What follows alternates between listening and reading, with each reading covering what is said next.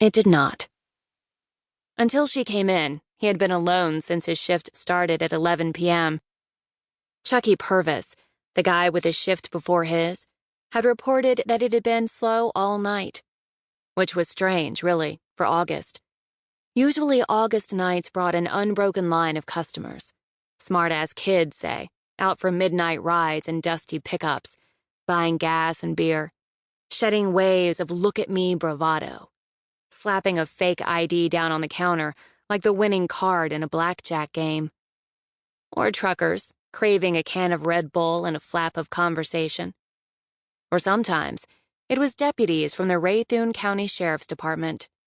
They had a habit of stopping in, too, at intervals throughout the night, propping a black holstered hip against the front counter and slowly unwinding the brown wrapper from a Snickers, alternating bites with observations about how anybody in their right mind would have gotten the hell out of this state a long time ago.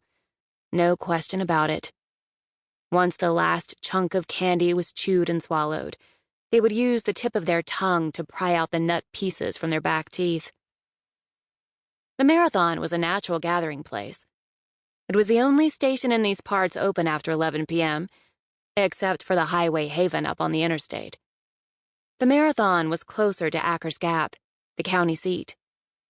At one time, there had been a Lester oil station even closer, but it shut down last year, the front glass windows replaced by sheets of yellow plywood. The pumps in the underground tank had been hauled out, leaving open holes and a trough gorged with trash and rainwater. Husky weeds had colonized the long cracks in the asphalt. The Marathon, though, was still going strong. Danny's favorite deputy was Jake Oakes. He liked Charlie Mathers, who had retired a while back, well enough, and he didn't mind Steve Brinksnetter, Charlie's replacement. Jake, though, was the best. He was the one Danny most admired, most looked forward to seeing during a shift, or any other time for that matter, which was weird, because Danny wasn't the kind of guy who liked authority figures. That had been his whole problem back in high school, and the reason he had to drop out. He couldn't stand it when somebody tried to tell him what he could and couldn't do. In study hall one afternoon, in his junior year, he spat at Mrs. Piles, the civics teacher. She had told him to quit talking and do his work. Witnessing him being called out that way, some of the other guys laughed at him. That was not okay. And so when Mrs. Piles marched down the aisle in his direction, surely intending to repeat her reprimand, he stood up and sent a ginormous wad of spit right in her eye. It was worth everything that came after, being expelled for the rest of the year, just to see the look on the old bitch's face, the shock and the fear.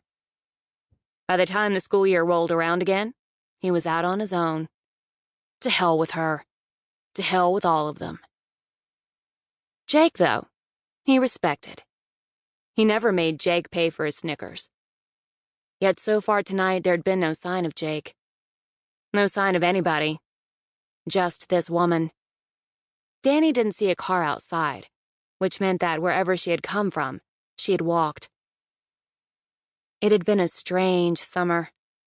The heat never really settled in.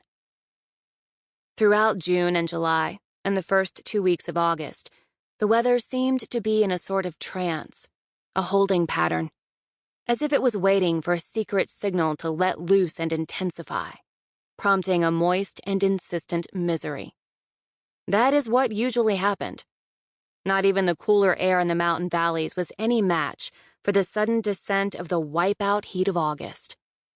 This year, though, things were different. Temperatures remained moderate, and yet people could not quite trust the moderation. They waited nervously for that final blast, for a day when a red, pitiless sun stuck to the sky like a wet lollipop on a sidewalk.